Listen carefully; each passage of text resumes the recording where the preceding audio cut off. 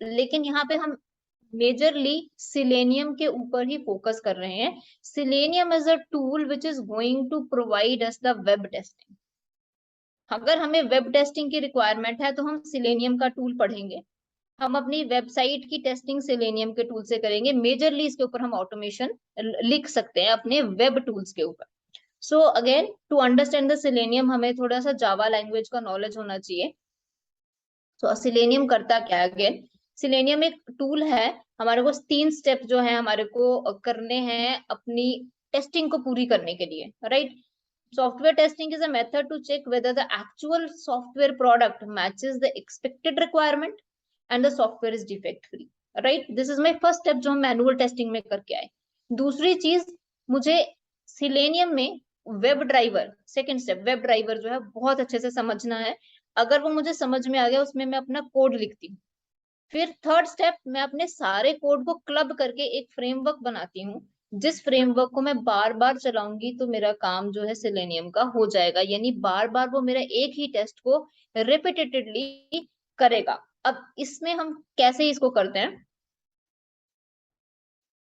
Again मैं बता रही हूँ कि सिलेनियम एक ऐसा टूल है जो ब्राउजर्स की टेस्टिंग के लिए इस्तेमाल किया जाता है। इसमें हम कोई भी मोबाइल टेस्टिंग या कोई भी अदर टाइप की टेस्टिंग नहीं करते, स्पेसिफिकली हम सिर्फ ब्राउजर की टेस्टिंग करते हैं। एज वेल एज कौन से तरह की टाइप्स ऑफ टेस्टिंग इसमें हम कवर करते हैं, smoke, sanity, UI and regression testing.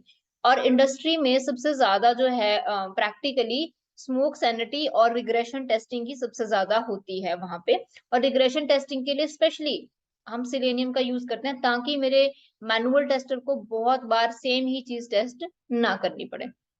अब हम इसका एक छोटा सा डेमो देख लेते हैं। हमने मैनुअली परफॉर्म किया था अभी एक गूगल का टेस्ट केस, जिसमें हमने बोला था कि भाई गूगल पे जाइए, मैनुअल टेस्टिंग लिखिए और चेक कीजिए कि क्या मेरे गूगल का होम पेज सही सर्च करके दे रहा है।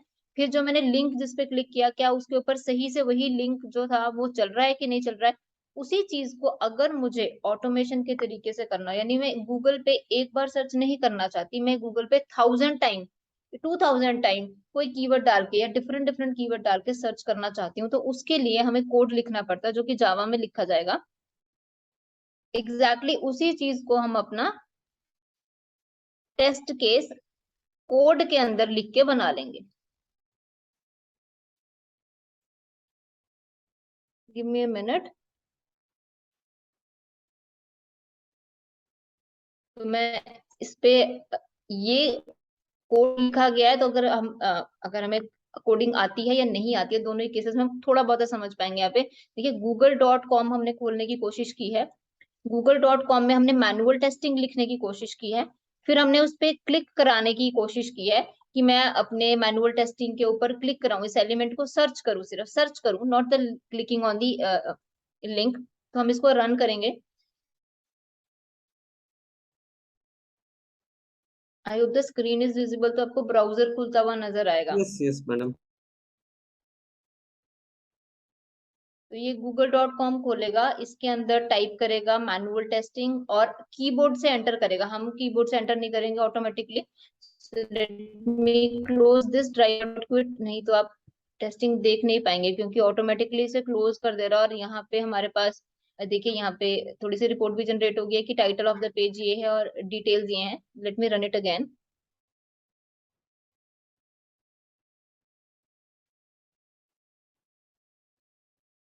पेज जो है ऑटोमेशन से ही क्लोज कर दिया था, हमें अननेसेसरली अपने ब्राउजर्स ओपन नहीं करने, नहीं तो हमारी टेस्टिंग जो है स्लो हो जाती है। as you see then it is performing slow, right? So it should type a manual testing here and hit enter on that, और इस पेज के ऊपर जो है रिजल्ट्स जनरेट होने चाहिए। रिजल्ट्स जनरेट हो गए हमारे। तो जो प्रोसेस मैंने मैनुअली किया, उसी प्रोसेस को ऑटोमेशन में करने के लिए मुझे कुछ कोड लिखना पड़ता है। तो मैंने इसको क्लोज नहीं किया था, तो मुझे मैनुअली क्लोज करना पड़ा इसको। So this is the code we write in the Java. अब ये तो हुआ बहुत ही हमारा बेसिक सा सिंपल टेस्ट। हम इसमें क्या क्या कर सकते हैं, राइट? हम इसमें drag and drop, mouse hover, या फिर अलर्ट बॉक्स वगैरह सेलेक्ट करना, जो भी कंडीशन, जितने भी एलिमेंट्स आपको ब्राउजर पे मिलते हैं, उन सब के ऊपर आप जो टेस्टिंग जो है परफॉर्म कर सकते हैं। एक ड्रैग एंड ड्रॉप का भी हम डेमो चला के देख लेते हैं।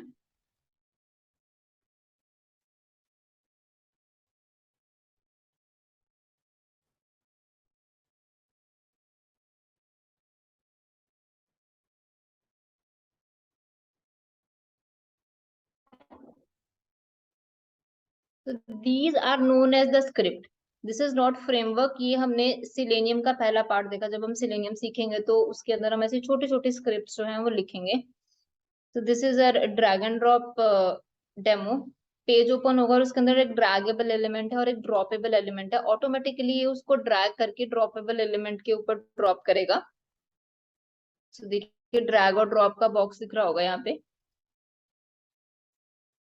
And it is a little bit slow, it will take time.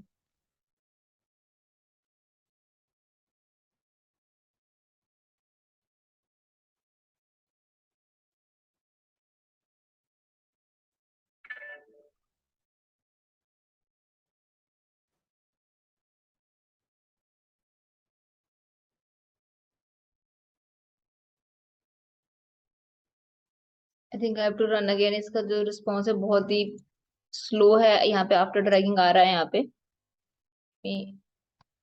और यही ड्रैग एंड ड्रॉप का प्रोग्राम मैंने एक और जगह भी लिखा हुआ है, वहां से भी चला के देख लेते हैं।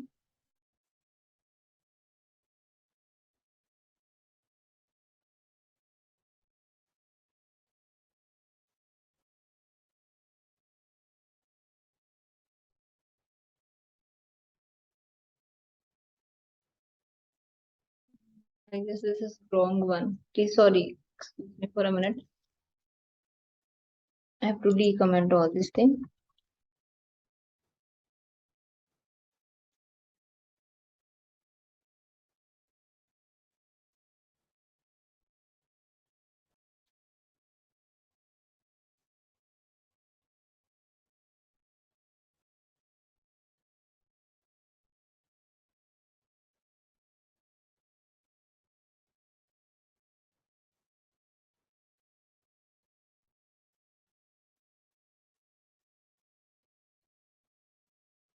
बेसिकली एक किसी भी चीज का डेमो दिखाने का मतलब यही है कि हम जितने भी एलिमेंट्स, चाहे वो कॉम्प्लिकेटेड एलिमेंट्स हो सिंपल एलिमेंट्स हो, हम अपने सेलेनियम के थ्रू ब्राउजर के सारे एलिमेंट्स के साथ इंटरैक्ट कर सकते हैं।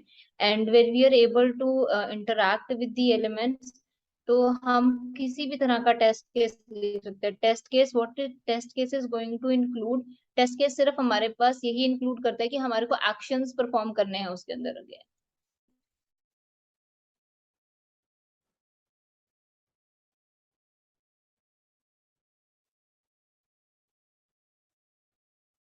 इसमें जो कोऑर्डिनेट्स मैंने दिए हैं वो बिल्कुल थोड़े से कोऑर्डिनेट्स हैं। तो जैसे ही पेज ओपन होगा आपको वैसे ही इसको नोटिस करना पड़ेगा। अगेन हम यहाँ पे देख रहे हैं, ऐसा नहीं है कि हमें हर बार स्क्रिप्ट देखनी पड़ती है। हम लोग रिपोर्ट्स जनरेट करते हैं because we are seeing the demo of selenium. उसमें हमें मैनुअली चीजों को देखना पड़ रहा है।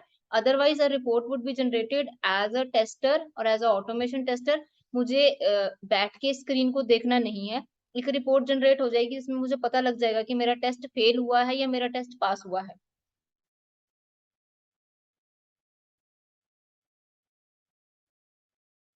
तो ड्रैग मी का ऑप्शन हमने देखना है यहाँ पे। so it is going to drag it a little bit from one place to another. So if you see here, right?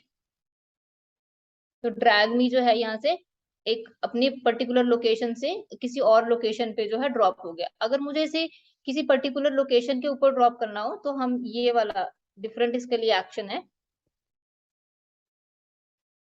वो उसे पर्टिकुलर ब्लॉक के अंदर करेगा। यानी जितनी भी तरह का एक्शन, जितने भी तरह के एलिमेंट्स मुझे अपने वेब पे मिलते हैं, सिलेनियम, अगेन सिलेनियम मुझे ये ऑप्शन देता है कि मैं अपने किसी भी एलिमेंट से इंटरैक्ट कर सकूं। पुराना जो सिलेनियम था उसके लिए हमें एक्स्ट्रा इंस्टॉलेशन करनी पड़ती थी, पर आज की डेट में जो हमारे पास सिलेनियम आया है उसके अंदर हमें कोई भी एक्स्ट्रा इंस्टॉलेशन नहीं करनी पड़ती। डायरेक्टली जो है ये सिस्टम पे नॉर्मल अपना चल जाता है। कोई भी सर्वर डालने की जरूरत हमारे को नहीं है इसके अंदर।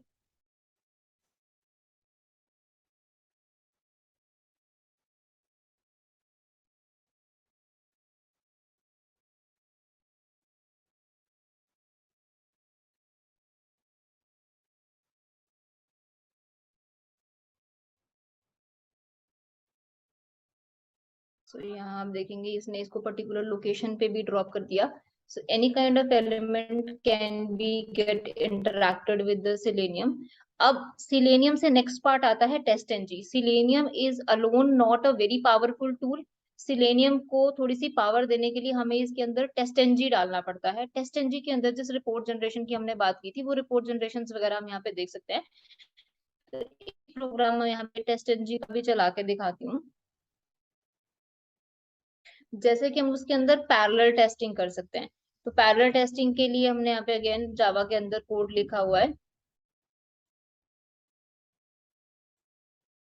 इस पैरेलल टेस्टिंग को चला लेते हैं.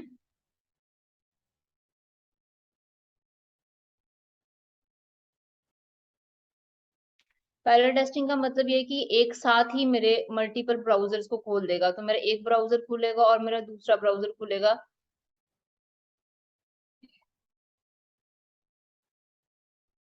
I am sorry, my wifi is not working. मैंने फोन से कनेक्ट किया तो this is showing a very slow response. No worry, again ma'am will have another demo for purpose, for recording purpose. No issues. Okay. तो देखिए एक browser खुला, फिर हमारा दूसरा ब्राउजर ओपन हो गया. और इसमें मैं चाहे सेम स्क्रिप्ट चलाऊं या फिर मैं अपनी डिफरेंट डिफरेंट स्क्रिप्ट भी चला सकती हूँ.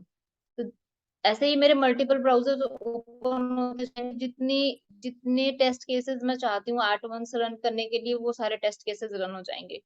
टेस्ट एनजी में एक और ऑप्शन आता है, मतलब ऑप्शन तो मल्टीपल है लेकिन यहाँ पर हम जिन मेन फीचर्स की बात करें, ऐसे देखिए यहाँ पे मल्टीपल टेस्ट केसेस लिखे हुए हैं और मल्टीपल टेस्ट केसेस अपने अपना ब्राउजर को खोल के चला रहे हैं. दूसरा ऑप्शन आता है कि मैं फेसबुक ओपन कर रही हूँ.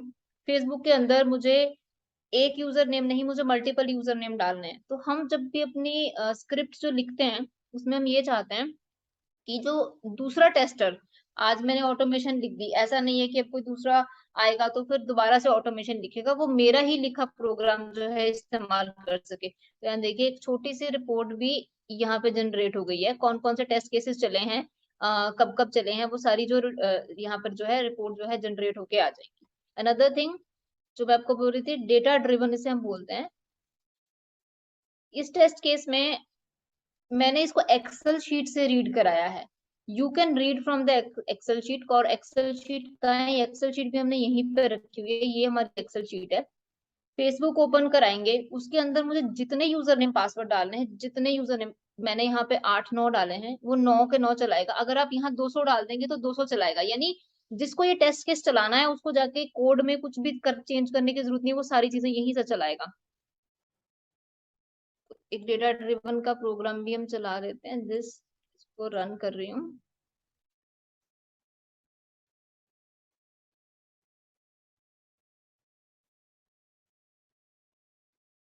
सिलेनियम स्टैंड अलोन इसका कैपेबल नहीं है. इसको हमने टेस्ट एनजी के साथ जोड़ा है, तब ये सारी चीजें रिपोर्ट जनरेशन वगैरह करता है. अकेला वो सिर्फ अपना नॉर्मल जावा का कोड ही हमारे को लिख के दिखाता है. तो सिलेनियम पढ़ने के लिए, सिलेनियम को पावरफुल बनाने के लिए बेसिकली हम टेस्ट एनजी करते हैं. उसके अंदर हम मल्टीपल फ्रेमवर्क्स करते हैं. यहाँ देखिए हमने उधर डाला था यूजर नेम, सेकंड डाला इसने, थर्ड डाला, फोर्थ डाला, फिफ्थ डाला, जितने भी हमने वहां पे डाले हैं ये सारा. और यही हम डेटा ड्रिवन फ्रेमवर्क में ही करते हैं. ये तो सिंगल स्क्रिप्ट है. अगर आप पूरा फ्रेमवर्क यानी 10-15 या 12 स्क्रिप्ट या जितने भी टेस्ट केसेस है उनको यहाँ पर आप चला के देख सकते हैं. और यहाँ पर इन सारे टेस्ट केसेस की जो है डिटेल यहाँ पे आ जाएगी, कितने रन हुए हैं, कितने पास हुए हैं, कितने फेल हुए हैं, एज वेल एज इसी की एक HTML रिपोर्ट भी जनरेट होती है. Let me refresh this.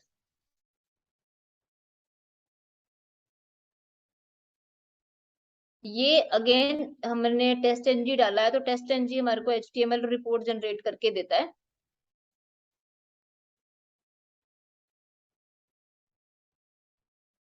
ये देखिए मेरा कौन कौन सा, मेरा फर्स्ट लॉगिन चला इस यूजर नेम पासवर्ड के साथ, मेरे इतने लॉगिन चले और कितने कितने मिली सेकेंड में वो लॉगिन चले, सारी चीजें. ये फीचर जो मुझे मिल रहा है ये हमने टेस्ट एनजी क्लब किया उससे मिल रहा है. फिर इसके अंदर हम मल्टीपल फ्रेमवर्क्स बनाते हैं, जैसे कि मैंने आपको बताया डेटा ड्रिवन मैंने आपको करके दिखाया. फिर हम इसमें कुकम्बर यूज कर सकते हैं, हम इसके अंदर अपना हाइब्रिड फ्रेमवर्क यूज कर सकते हैं, अपनी मल्टीपल रिपोर्ट्स यूज कर सकते हैं. आप PDF रिपोर्ट्स जनरेट कर सकते हैं, यहाँ पे PDF रिपोर्ट भी मिल जाएगी.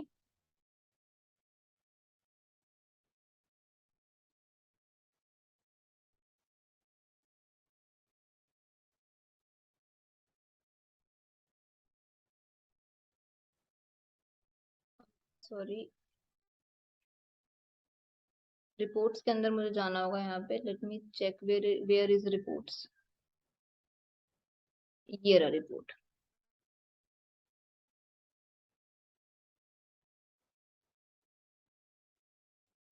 इस रिपोर्ट के अंदर जो हम प्रिंट कराएंगे वही प्रिंट होगा। जैसे हमने पुराना व्यू देखा था उसके अंदर तो क्या कि हमें पूरी डिटेल मिलती है, जैसे कौन कौन सा चला है। यहाँ पे जो ये हमने खुद जनरेट किया, अपना पीडीएफ बनाया है। ईमेलेबल रिपोर्ट इसको हम बोलते हैं कि आप ये रिपोर्ट डायरेक्टली डाउनलोड करके किसी को अगर आपने देना ही है तो आप इसको ईमेल कर सकते हैं। जितना फीचर आप इसके अंदर डिस्प्ले कराएंगे उतना होगा। Refresh it.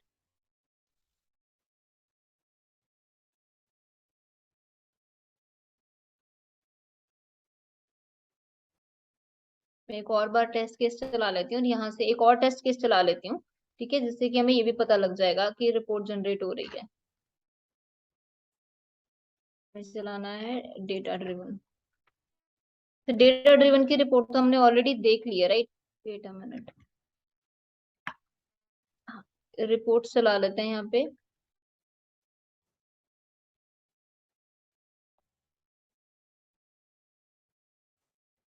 इसके अंदर हम स्क्रीनशॉट्स भी डाल सकते हैं। यहाँ पर कुछ स्क्रीनशॉट्स ऑलरेडी जैसे हमने लेके रखे हुए, स्क्रीनशॉट का फोल्डर बनेगा।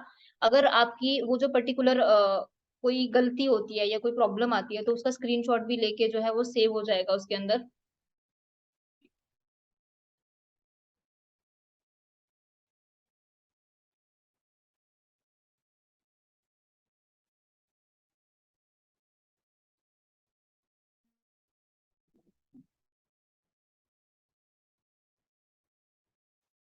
ये हमने अपना टेक्स्ट प्रिंट कराया हुआ तो टेक्स्ट प्रिंट आ गया यहाँ पर। अगर स्क्रीनशॉट में जाके देखें तो यहाँ पे मैंने ये वाला टेस्ट फेलियर जो किया था हमने उसका, यहाँ पे वो वाला टेस्ट का फेलियर रिपोर्ट ऑलरेडी जो पहले से प्री जनरेटेड रिपोर्ट है वो यहाँ पे आई हुई है। या फिर कोई और जैसे मैनुअल टेस्टिंग का हमने सर्च किया था, अगर हम इसको टेस्ट को फेल करते हैं तो इसके फेलियर की जो रिपोर्ट जनरेटेड यहाँ पर आ जाती है।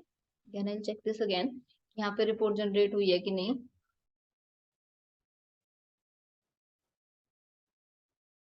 ये देखिए, तो जो हमारी रिपोर्ट है, जो भी हमने लॉग इन किया है या सर्च किया है उसकी जो रिपोर्ट है वो जनरेट होके यहाँ पर ऑटोमेटिकली सेव हो जाएगी। ये पुरानी रिपोर्ट है, 1 जनवरी की दिखा रहा है ये, ठीक है। जो हम आज चलाएंगे, आज हमने रिपोर्ट जनरेशन वाला इसकी ये रही। ये हमने आज वाला किया है जो 4 अगस्त वाला। इसकी जो रिपोर्ट है ये थोड़ी देर पहले मैंने जो चलाई थी, ठीक है, 13 बज के मतलब 1 बज के 7 मिनट पे, अभी 1 बज के 15 मिनट हो गए, उसकी रिपोर्ट जो है यहाँ पर जो है जनरेट हो रखी है। तो पीडीएफ जनरेट कर सकते हैं, स्क्रीनशॉट्स ले सकते हैं, पैरेलल टेस्टिंग करा सकते हैं। Everything is done by the test engine. Then इसी चीज को हम फ्रेमवर्क में भी कन्वर्ट कर देते हैं। जैसे मैंने आपको डेटा ड्रिवन का दिखाया, वैसे आप पूरा अगर बंच ऑफ 5 या 7 प्रोग्राम्स बना लेंगे तो एक प्रॉपर फ्रेमवर्क बन जाएगा, ऑटोमेशन फ्रेमवर्क बन जाएगा। So that's it from my side. और एक एग्जांपल असाइनमेंट्स का मैं आपको दिखा देती हूँ कैसे असाइनमेंट्स जो रहती हैं। जैसे ये हमने कुछ असाइनमेंट्स है ये वाली हमारी, ठीक है, कि कोई गूगल पेज का स्क्रीनशॉट हम देंगे, उसके अंदर बोलेंगे कि आप टेस्ट फाइंड आउट कीजिए, या फिर पॉसिबिलिटीज, रियल लाइफ पॉसिबिलिटीज हम देते हैं।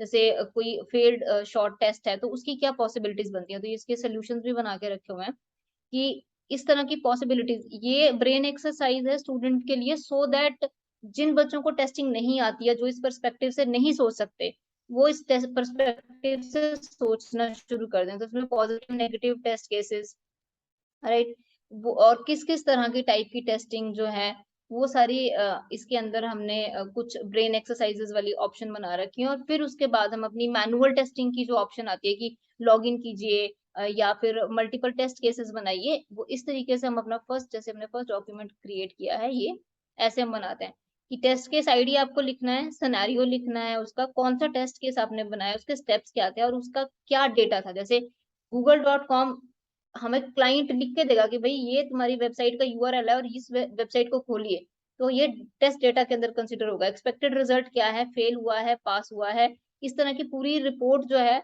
जो टेस्टर है वो बनाएगा। और यही रिपोर्ट फिर हम अपने क्लाइंट को जो है पास करते हैं और टेस्ट केस पास करते हैं। और अदर रिपोर्ट्स भी, this is very simple one, other reports भी जो हम अपने क्लाइंट को पास करते हैं। अब वो मैनुअल हो या ऑटोमेशन हो, रिपोर्ट्स हमारे को दोनों केसेस में ही बनानी पड़ती हैं। So that's it from my end, sir. You Anu madam for a हाँ वंडरफुल जी। प्रेजेंटेशन। मैडम मैं जस्ट दो तीन क्वेश्चन पूछ रहा हूँ ऑन बिहाफ ऑफ आवर जी जी। स्टूडेंट्स, कि मैं ऑलरेडी ट्रेनिंग सेंटर चला रहा हूँ जो बहुत सारी कोर्सेज चलते हैं, जैसे CAD kind of training, electrical, civil, जी जी। Mechanical, interior, now all this IT के भी चल रहे हैं। तो मोस्ट इम्पोर्टेंट अभी ड्यू टू कोविड पीपल में भी अभी ट्रेंड चल रहा है कि many mechanical, civil, electrical students are also shifting to IT background. तो ओके सर। अभी बच्चे क्या हो रहे हैं, बहुत सारे उनको आईटी में शिफ्ट करना है, बट उन्हें पता नहीं है what is the eligibility required. First thing जो कंपनी मतलब, ओके। फर्स्ट थिंग कि वो शिफ्ट कर सकते हैं कि नहीं सॉफ्टवेयर टेस्टिंग में। दूसरी बात उसकी एलिजिबिलिटी, कंपनी का क्या रिक्वायरमेंट रहता है, इधर से डिप्लोमा या कोई बैकग्राउंड, और व्हाट इज इफ अगर किस तरह की कंपनी में उनको अपॉर्चुनिटी मिल सकता है after learning a course of software testing और manual and automation testing with us, और उसको किस तरह के पैकेज मिल सकते हैं। So I'm just ठीक asking है from sir. the behalf of students. Sir अगर हम देखें तो मैनुअल टेस्टिंग में तो कोई प्लस टू का बच्चा भी शिफ्ट कर लेगा प्रैक्टिकली। उसके लिए आपको कुछ भी करने की जरूरत नहीं, because everybody is friendly to the internet. हर एक को ब्राउजर खोलना आता है, ब्राउजर पे लॉगिन करना आता है, उसको चलाना आता है। बस फिर हमें उसे समझने की जरूरत है कि हम उसी प्रोसेस को मैनुअल टेस्टिंग में इस्तेमाल कैसे करते हैं। तो मैनुअल टेस्टिंग के लिए कोई एलिजिबिलिटी क्राइटेरिया नहीं है। आप 10th के बच्चे को सिखा देंगे तो वो भी सीख जाएगा। जैसे हमने बोला है कि मैनुअल टेस्टिंग तो डेली लाइफ में हम लोग कर रहे होते हैं। पेन भी खरीदने जाते हैं तो हम देखते हैं कि यार पेन सही है कि नहीं है, चेक करके देखते हैं, चल रहा है तभी लेकर आते हैं शॉप से। True, true. मैनुअल टेस्टिंग के लिए कोई रिक्वायरमेंट नहीं है। लेकिन अगर ऑटोमेशन के लिए हम देखें तो आप एक छोटा सा जो टेस्ट है वो रख सकते हैं, लॉजिकल टेस्ट जैसे रीजनिंग का होता है, कुछ 5-10 नंबर का, ताकि बच्चे का लॉजिकल ब्रेन है भी है या वो बिल्कुल डल है। तो बच्चे को थोड़ा-सा लॉजिकल जो चीज़ें हैं वो आनी समझ नहीं आनी चाहिए, या फॉर लूप लगाना आना चाहिए, क्योंकि जैसे आपने देखा कुछ कोड इन्वॉल्व रहता है इसमें। तो एटलीस्ट फॉर लूप लगाना है, इफ एल्स लगाना है, इतना मिनिमम अगर वो कर लेता है तो फिर वो ऑटोमेशन भी कर लेगा। और रिपोर्ट्स जनरेशन तो डॉक्यूमेंटेशन का काम है। वो तो देखिए हम कोई अपना आर्ट्स वाला स्टूडेंट होता है वो भी डॉक्यूमेंटेशन या एडमिन का जो काम करता है वो भी डॉक्यूमेंटेशन तो कर लेगा। तो वो फिर हम उसको सिखा सकते हैं। अगर कंप्यूटर साइंस बैकग्राउंड का हो तो बहुत अच्छी बात है, लेकिन एक जो कोर्स आपने मुझे भेजा था, जो पूरा पहले आपने भेजा था ना बंच मुझे, that will take more time, क्योंकि देखिए सिलेनियम के लिए जैसे 2 महीने हम मांग रहे हैं। पहले 10-15 दिन में मैनुअल टेस्टिंग चलेगी, फिर 15 दिन में 20 दिन में हम उसको जावा कराएँगे। जावा भी हम उसको फुल फ्लेजेड जावा नहीं कराते, उतनी जावा कराते हैं जितनी रिक्वायरमेंट है। फिर उसको 1 महीना हम सेलेनियम कराते हैं। तो सिलेनियम टूल मुझे सिखाने के लिए उसको 1 महीना लगेगा। तो ऐसे ही अगर मुझे वेब टेस्टिंग, मैंने सर्च किया था, आपने जो बोला था कि मैं उनको अपग्रेड कर लूँ, एटलीस्ट हम स्टूडेंट को इंट्रोडक्शन दे पाएँ उसकी, ताकि स्टूडेंट थोड़ा-सा अवेयर हो जाए। कुछ तो मुझे 10 दिन उसको मोबाइल टेस्टिंग की प्रैक्टिस करानी पड़ेगी। फिर उसको कुछ नहीं तो हफ्ता भर मुझे कुछ उसे वेब टेस्टिंग बतानी पड़ेगी। सॉरी, एपीआई टेस्टिंग बतानी पड़ेगी। तो एपीआई टेस्टिंग भी 2 तरीके से होती है कि हम एपीआई टेस्टिंग हम मैनुअली कर सकते हैं, मैनुअली तो हम कोई भी टेस्टिंग कर सकते हैं, या फिर हम उसे टूल सिखा रहे हैं, एपीमियम वगैरह या मोबाइल टेस्टिंग के जो अदर टूल्स आते हैं, अगर हम उन्हें टूल सिखा रहे हैं तो टूल सिखाने के लिए लैंग्वेज लगेगी, और लैंग्वेज के ऊपर टाइम भी लगेगा अगर वो पूरी लैंग्वेज सीखता है, और फिर उसके ऊपर वो टूल सीखता है।